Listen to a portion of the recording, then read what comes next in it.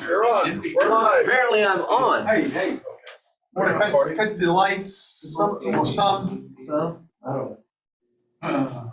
All right. You guys are.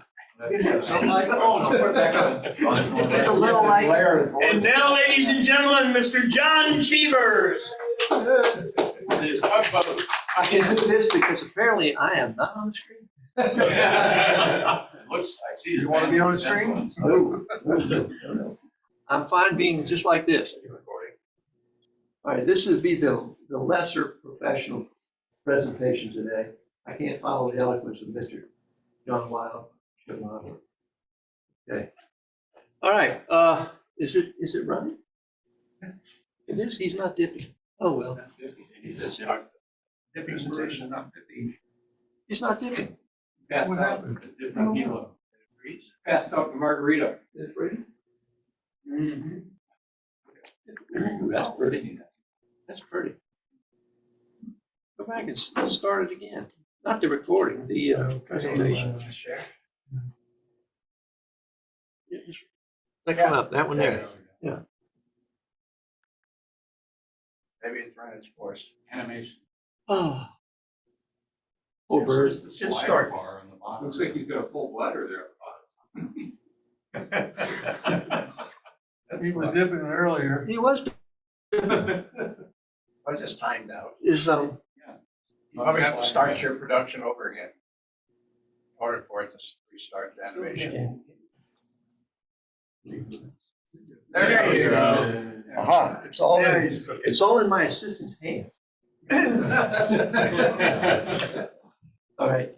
The dipping bird is back. We're gonna go ahead. Next slide. Okay, today you get part 2 of building the bread and butter hall my way. Part 1, next slide, please. Part 1, we dealt with building a hall of a fair type model, or a faired hall, or a hall that has multiple curvatures in it, or compound curvatures, or two-way curvature, any way you want to describe it. Is this showing up? No. Okay, No. so now it doesn't work either, because I'm not on the camera. But All right. I can mimic it. All right, if you don't mind mimicking, Well, you mimic what I do. what you do up there will not show up on their, Follow me closely. Okay, no, just kidding. Okay, so part 1, we did a faired hall.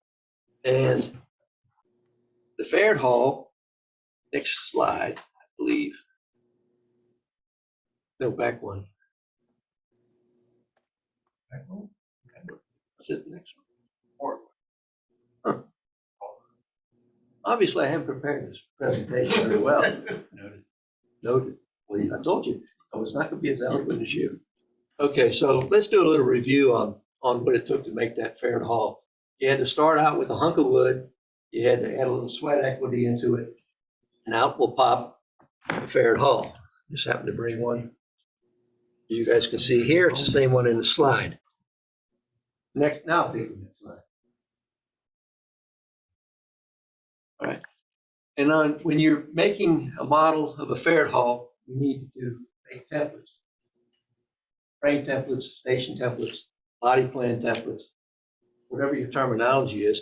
You need to make a template on every frame that you think you need as a control surface or a reference surface in order to carve the hall and get it into that fair shape. Next slide, please. Okay, but today we're going to talk about making one for a chine hall. A chine hall requires no templates, almost. It's almost, I'll show you, there's one template that I use to make the chine hall, or the boat you see in the camera up in the upper corner. Next slide. All right, now chine hall. You say, what is a chine hall? I think I mentioned it, the word chine to someone this morning 5 times before they realized I said chine. So, but anyway, a chine hull, instead of it being a fair, smooth, multi-curvature shape or surface, is usually defined as something that where you see an abrupt change in the hull shape. If you're looking at it in a body view or in a frame view, you can see the chine. Unfortunately, you can see the chine in this hull. Runs right along in here. That's the middle chine. There will be an upper chine, probably behind this rub rail here. And so what happens is in the body view or a frame view of the ship, you'll have typically a straight line from one chine to the next, from that chine down to, in this case, the center line or the keel of the ship. Rylan, should be a remote there that has a laser pointer on it. And if you're not using it, use a laser. No, my laser died.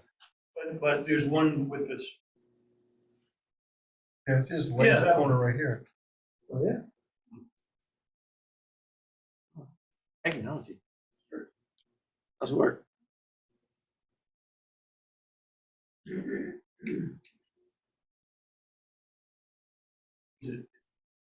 Batteries are dead? You take a look at it, and you can go ahead with the presentation. You have to scratch my back. But anyway, the note up here says that it's advantageous to use a chine type hull for the type of material you're using. I don't know if that's really the driving thing behind it or not, but you find chine hulls typically more now than you ever did, let's say in the last 60 or 70 years than you did before that. Because material to plate the hull with really only requires shaping in one direction versus shaping in several directions like you would have with a fair type hull. That makes any sense. All right. Yeah. All right, next slide, please. All right. Here's a view of a lines plan. And this the lines plan for this model in the middle, again, up there in the picture up in the upper right. And the bottom, of course, is the profile view. And so if you go here, this line here is the upper chine line. The line right here is the middle chine line. And then the line here, of course, is the chine line at the center line or at the keel. Now there's one more line that's right above this one, the upper chine. It's a repeat of the same chine because if you go to the next slide, is you'll see the hull, the way it's designed, is vertical in that area. Okay, now go back up one. Appreciate it. Now, in order to make the hull, you need to select your wood, prepare your wood. And so with the plan here, you can decide in the profile or in the plan view, you can determine how long your planks need to be, your rough cut lumber, and how wide your rough cut lumber needs to be. Now, if you'll go forward one. All right, and in the body view, you can see how thick you want your planking to be, the red lines, and then how many you're going to need. Okay. Now, in the body view, if you look, instead of having a nice fair frame, you'll see the upper chine line, and then a straight run section to the middle chine, and then a straight run section down to the keel or the half siding. Right. Next one, please. All right, now I threw this slide in. I didn't have this slide in the first presentation. And I don't know if I have emphasized the importance of reference plans, reference lines in building really any hull model. What's reference? Citations, exact registration marks, fiducials. The reference plane and the reference line would be a constant or something that you can refer back to whenever you need to take measurements from something, or in order to keep your hull, everything that you're working on square and as accurate and neat as you can, as you possibly can. And hopefully I can remember to refer back to the reference lines and the reference planes as we go along. Next slide. All right. The tools you need are the same tools that you would use carving any type of hull. You need some measuring equipment, nice straight edge, and some machinist squares, some carving chisels, nice set of clamps, Titebond glue. I just use Titebond original almost for everything. And a series of hand planes, whatever's comfortable for you to help produce the shape in the hull. Now, the one other tool that you need, I didn't bring up when you carve a ferret hull, and that would be a spline. Spline, if you guys are familiar with it, is just a flexible batten. Bend it in any shape. And if you use it, you know, most people when you talk about splines, you hear ducting splines, and they use the weights to hold the duct to a set of points that you know to pull a curved line. In this application, we're not going to use ducts, you're going to pin it actually on the model as we go along to pull that same fair curved line. And you'll see it, hopefully you'll see it as we move on. Next one. What is that made of, John? This one is Lexan, I think. No, I don't think this is Lexan. I think this is some kind of an acrylic. It's a lot softer. I don't like it as much, but I brought it because I don't want to break one of my Lexan ones in transportation. It's when I say softer, it tends to not bring it hard enough to really give you a good hard paired line. But these you can get, or you could get these at the crafting stores, art supply stores. I don't know where you get this stuff anymore. I think probably Amazon is the best way to go, online.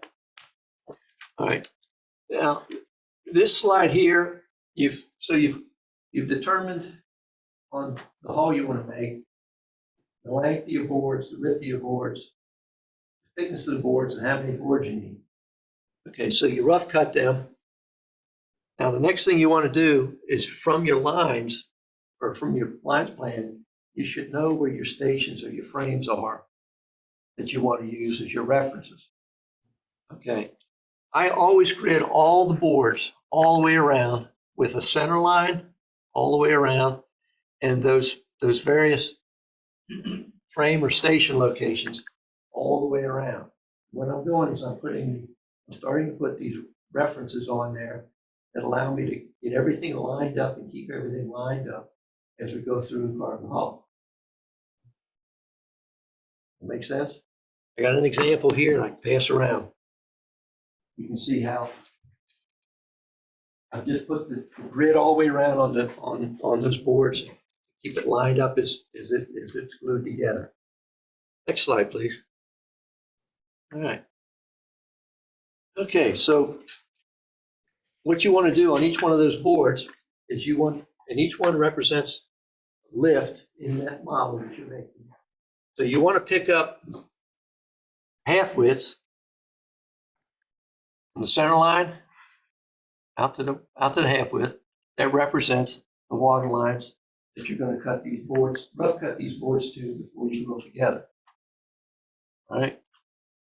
So the lineup out here is the upper chine line, the maximum width of the hull all the way around. And then this is the next lift line here, this water line. Here's another water line lift. And you'll notice it's kind of an odd shaped line. and it comes back here and it ends like this, okay? Are you cutting to the water line or outside the water line? I'm cutting outside the water line. I leave about a 1/16 of an inch for myself. Sometimes these boards tend to slip just a little bit when you glue them and that sort of thing. So you need a little bit of meat in there to finish carve too. Now, I didn't say anything about the chine line, okay? On a set of lines that for a chine hull, what you'll see is some really strange looking water lines. That one, like this one here, because of the way they cross those chines. Every time they cross the chine, they're going to take a different shape. You're not going to see a nice, smooth, curved water line like you're used to seeing in a normal lines plant. So you pick up the half widths that go with the various water lines, and then next slide, please. And then they're spotted on the individual lifts, and then you use your spline if you want. Wherever those half widths are spotted, you can put a pin, and you just pin your spline in place. Draw your line. Okay. Now, what I did on the example on the wall here, on the slide, is I took and I copied the lines plan as many times as I thought I needed it. And since I drew the original on Mylar, I could copy it. I could flip it in the copy machine and copy it again, and I've got port and starboard.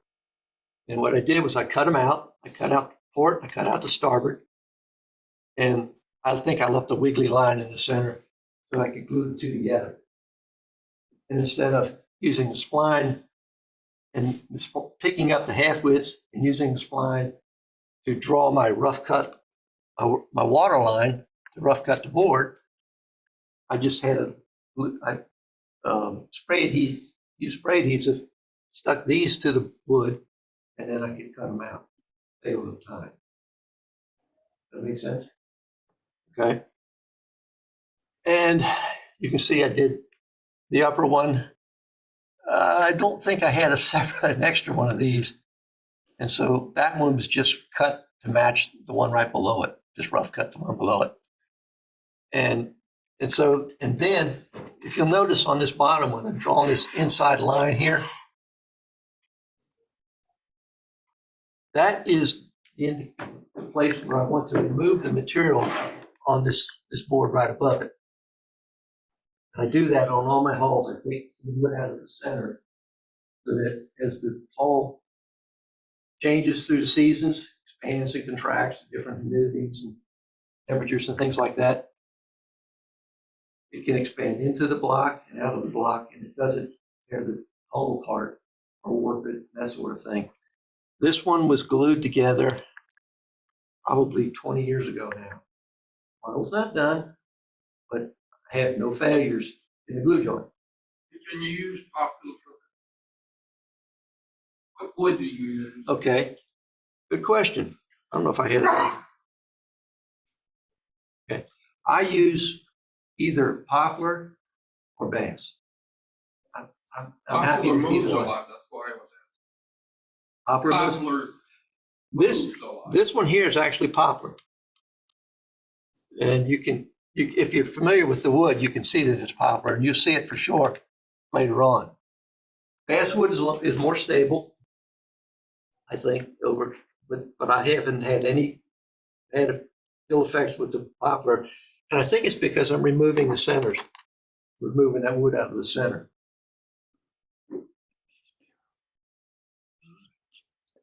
And at this point, you're ready to glue this thing together. Next slide. And my method is glue two at a time. I don't glue a whole mess once. I don't glue two and two. I glue two, and then I glue the next one to that. And I work my way through the hull, and eventually close it up.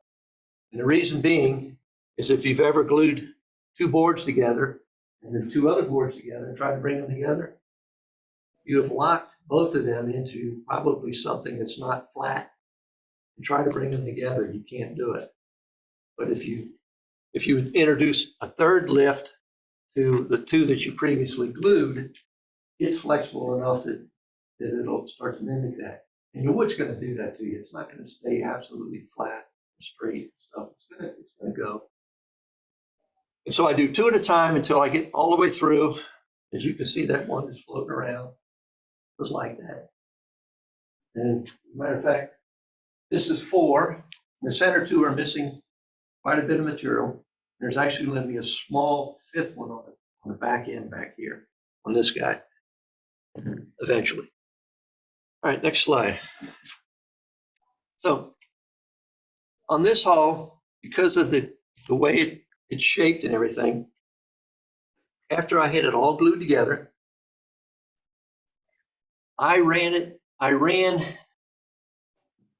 the upper part, the upper lift, which had, and you can see the little extra piece right up there, which had the plan glued to it.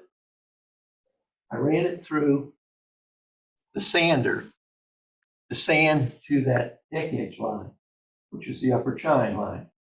But right now, I'm forming that. I'm getting it exactly the way I want it.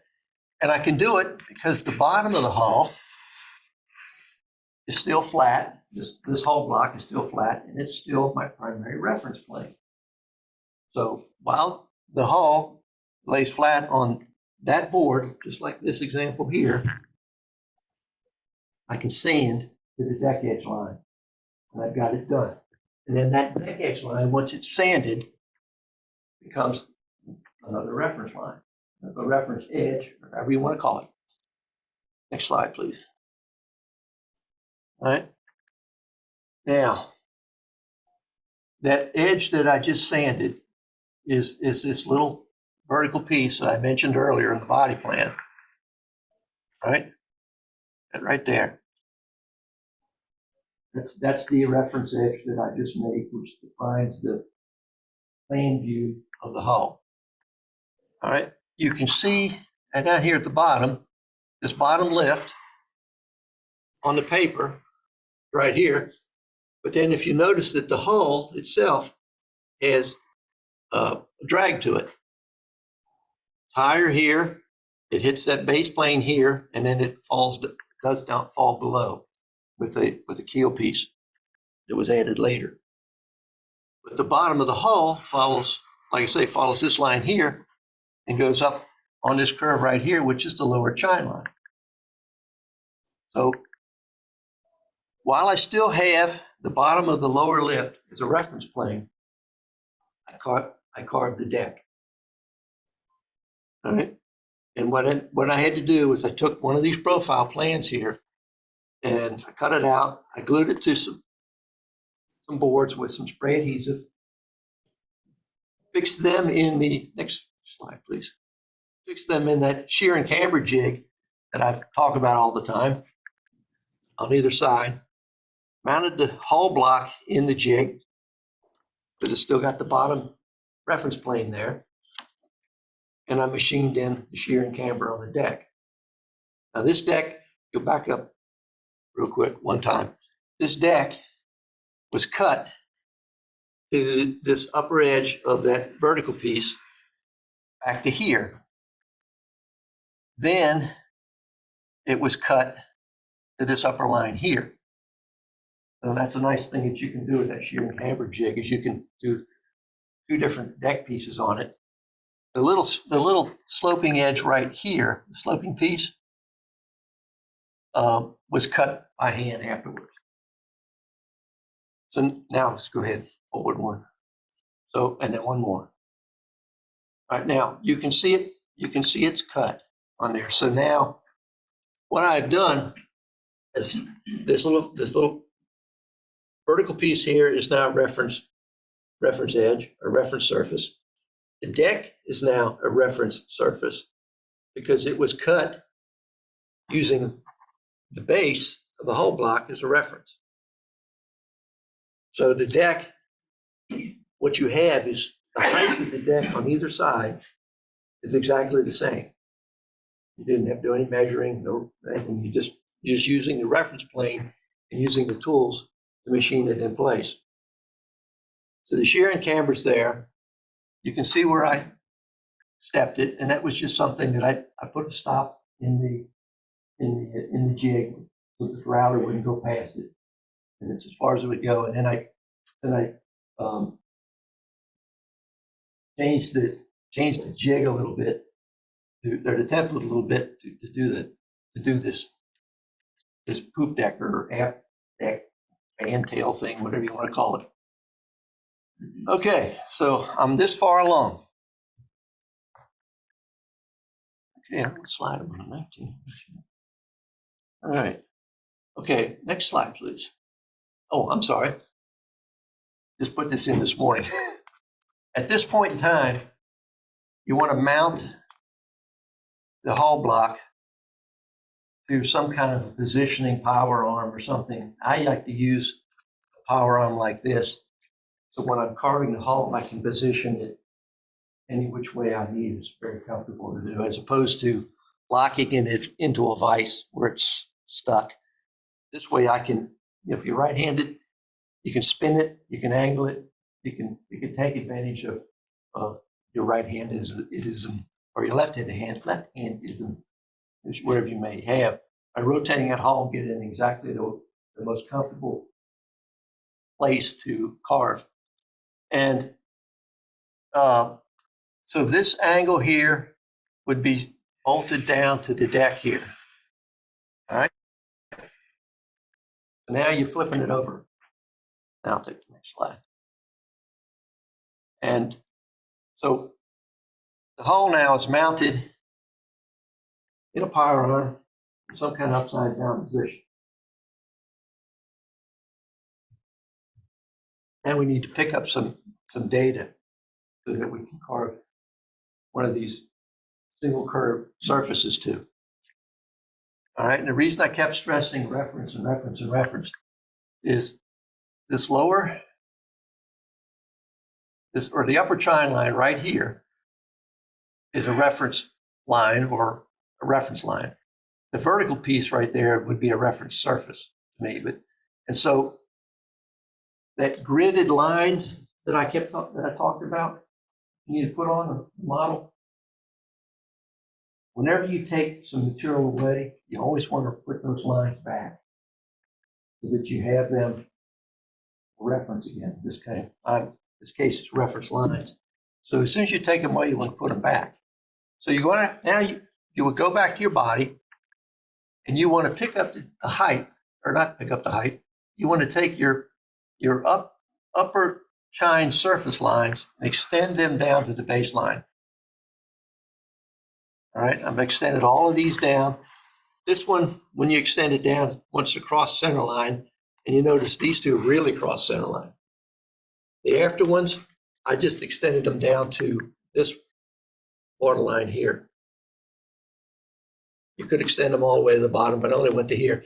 And then you want to pick up the half widths using a tick strip. You want to pick up those intersections from the center line to where each one of those extended lines crosses your baseline. All right, next slide. So now you want to take, now that you have them, those are half widths. You want to take those half widths and you still have your base reference plane here. And you've got that grid still in place. You want to take those half widths and you want to mark their locations. All right, so we mark these locations. All right, and the reason I didn't take those other ones all the way to the baseline, there's no material here. So then you mark these locations. You can see those are not. Finally, can you give me a pointer on one of these guys, like right here? These locations like this, there, and there, and there. All right, now, this is where your spline comes in again. So now that you've got these points marked, you take your spline, and you take straight pins, and you put a straight pin in where each one of those spots are. Put your spline in place, anchor it, usually a pin or two on the other side, anchor it, and take your pencil and draw that curve. Right, that's the curve of those extended frame lines down to the baseline. Okay. Now you have that. You also have the upper chine line, which is the bottom end of that that vertical surface that I keep talking about. That line is on there, and I probably should have said that when your deck is done, back up a slide, if you don't mind, and one more. I probably should have said, because I've got it on here. And once you've milled that deck and you have that edge, and you know from your plan that you've got that duplicate of that line that's down, whatever that distance is on the plan, take your small compass and draw that line on there, right? Because that line is your upper chine line, and you need to have that on the model. All right, now let's go forward a couple slides. One more. Okay, so back up just a bit. Okay, so now this was to represent that line again. So what you want to do now is from the upper chine line to this line that you just made right here at the baseline, you want to remove all this material in here. Okay? Use a hand plane, chisel, your favorite, whatever your tool is that you like to use to remove wood. And you're removing it, and you basically, it's coming off and you're creating the upper chine plane. Okay? All right, now let's move forward. Okay, so now that the upper chine piece has been carved on the hull, now it's time to get rid of that base reference plane. So now this is where the only template I needed on this thing comes in. I made a template, the red outline, as you can see. I made a template, the stem curve, and all along the bottom, and a little bit of transom rake right there. Made that template, and you want to now take and carve, and I just carve it about an inch wide or whatever my chisel is. I take that material off of the bottom of the hull until this template fits. Now you've created that new reference, a new reference surface that really represents the center line, baseline, half siding of your keel. Okay, so next slide, please. And so then you go back, once that's done and you've carved that shape, now we go back and to our extended lines again that you had before. And we want to pick up, this time is, first time we picked up half width down here at the baseline, right? The baseline's gone now. So now you want to go back and you want to pick up frame distances just in a straight line from the upper chine to the middle chine. Mark them on a tick strip, and then go now next slide. And then you want to go from that the upper chine line along your frames, along the surface that you just carved, and you want to spot those points again. And then using your spline, you draw that curve in place. Okay. Now you can see where I've carved the stem and that shape at the center line in place. So now it's just a matter of coming from your half siding to your middle chine line and removing all this material. Okay, it's already been removed on that side. The slides were taken as an afterthought. Next slide, please. Okay, that's the material that you're going to remove in that red area. All right, next slide. And here you can see, I've turned it around. You can see where it's been removed on the one side of the hull, and you still have all that material to remove on the other side of the hull.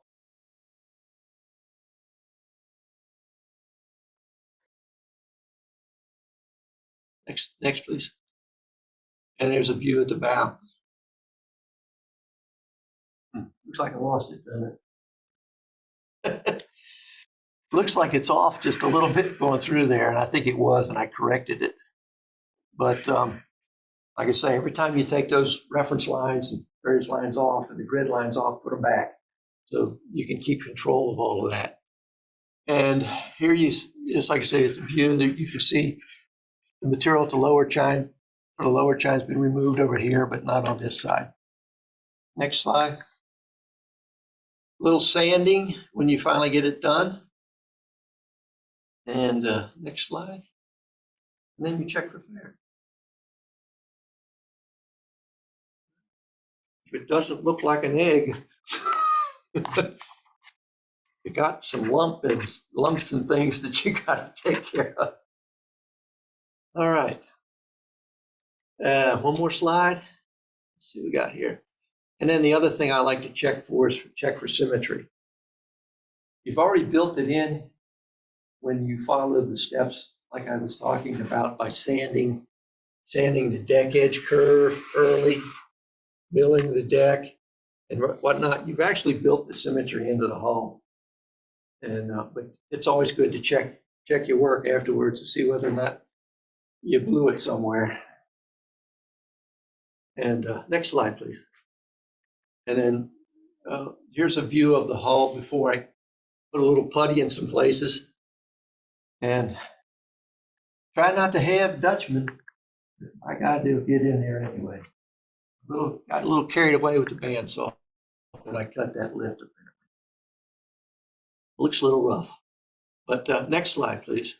And then another view from the other way. Now, the beauty of the process is, look how nice that middle chine line looks. It's not wiggly, it's not wavy. It's a nice, consistent curve all the way back to the half side of here at the stern. And that's what you're looking for. And that's why you spot those points and you put your spline line on it and then you carve to it. Next slide.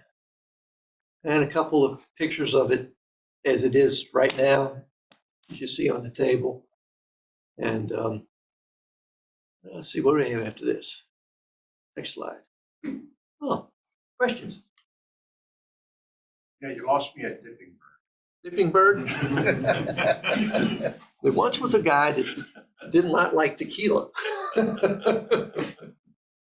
So anyway, that's it. Short and sweet. Sorry, it was a little choppy and broke up in places. Actually, that's. But anyway, you feel free to come up and look if you will. This model is here. It's and then I've got an example. This was the ferret hull that was in an earlier slide. And then here's another chine hull, 80-foot Elco PT boat that in this case, after I was done carving, I had to come back and put some curve in there. And that was just done by eye. Get that in there. Typically, you don't see that. This was possible to do this because they were strip plank, diagonally strip plank. And you can introduce that kind of extra curve into the chine. I see a question. What's the difference between the planking, or if you want to make the hull out solid? 2 or 3 pounds, probably, maybe 10 pounds. I've done it this way for a lot of years. I enjoy the carving, and that's why I stick with it. This is a lot heavier because there's a lot more material there.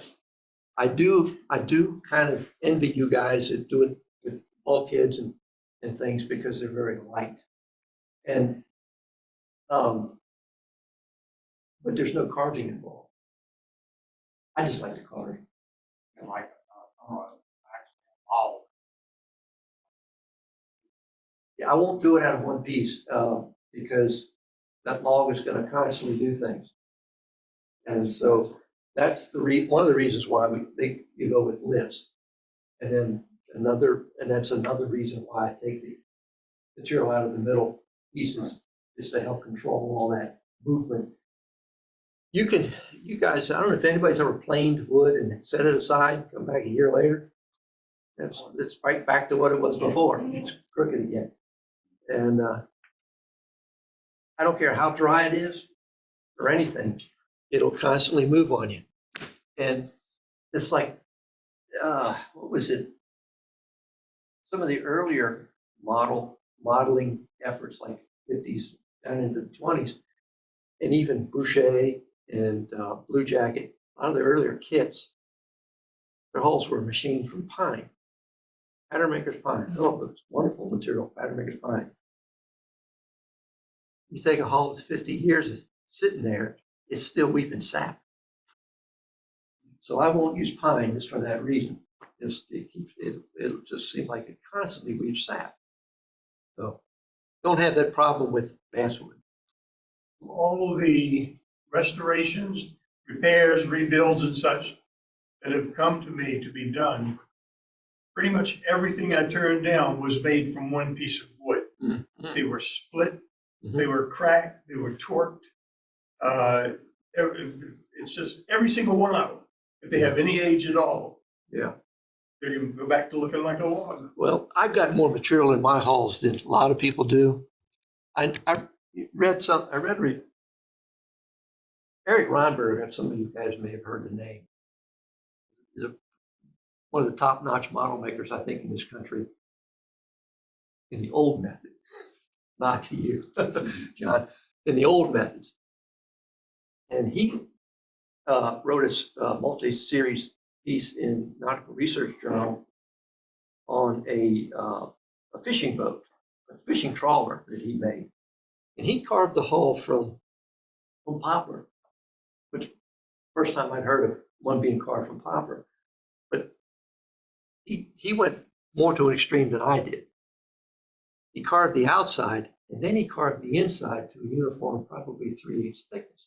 So he got rid of a lot of material and a lot of locked-in stresses and things that could possibly make that hull do things over time.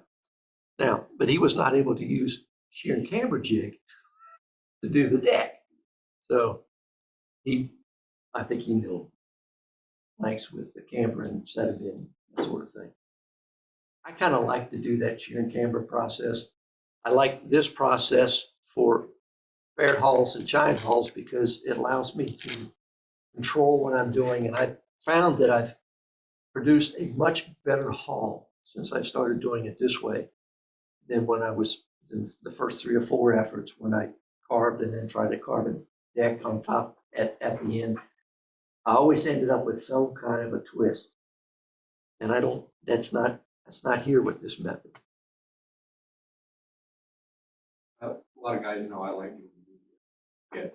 About 10 years ago, I was actually up there at the shop. Bought a Sammy Roberts brought it home.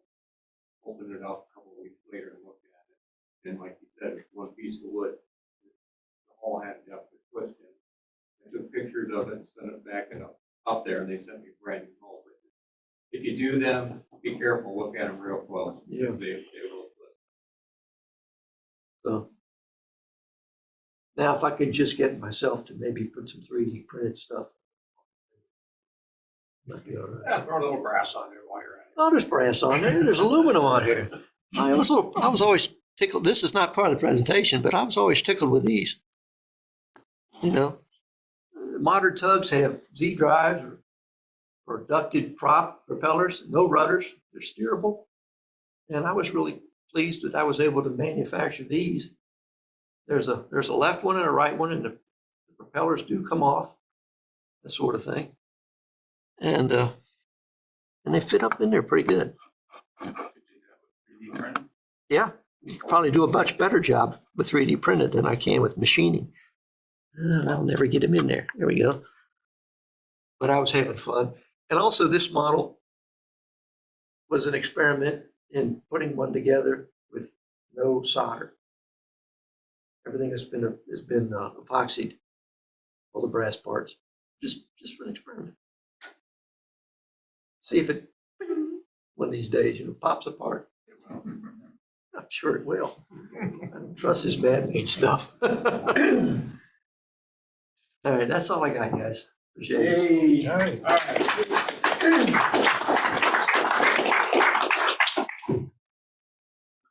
Well, we'll call it. Thanks for coming. And hopefully we still have some members online. Oh, we got one. Excuse me, terrible. In the dark. I think I ran out. Thanks for a great presentation.